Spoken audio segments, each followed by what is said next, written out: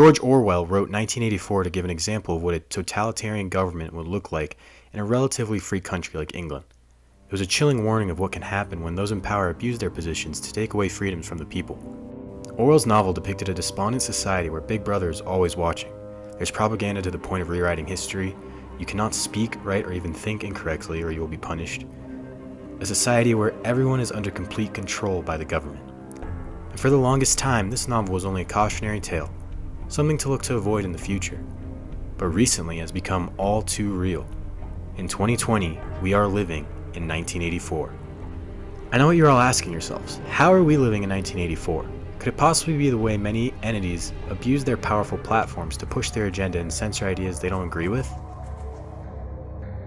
Is it the attempt by many to rewrite history that might be seen as too controversial, or rewrite it dishonestly in order to push their agenda further? Could it be mainstream media outlets purposely skewing stories and even publishing false information that conforms to the narrative they want the people to believe? Visiting Mount Rushmore today, Bernie Sanders taking in the majesty of the moment, this monument to four great American presidents. Just the accomplishment and the beauty here. Jake, kicking off the Independence Day weekend, President Trump will be at Mount Rushmore, where he'll be standing in front of a monument of two slave owners and on land wrestled away from Native Americans, told that be focusing on the effort to, quote, tear down our country's history.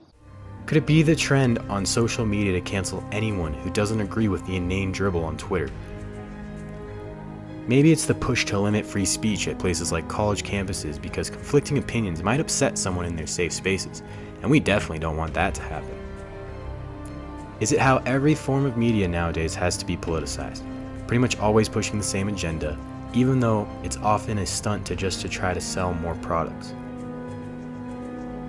Or maybe it's how corrupt politicians use their power to say that your source of income is too dangerous to be essential enough to stay open, but that it's okay for people to assemble and riot in masses as long as they agree with the rioters politically.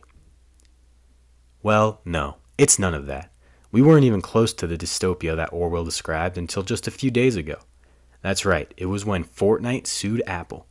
And how do I know this isn't just a cheap marketing ploy by Epic Games after they enabled a feature that wasn't approved by the App Store?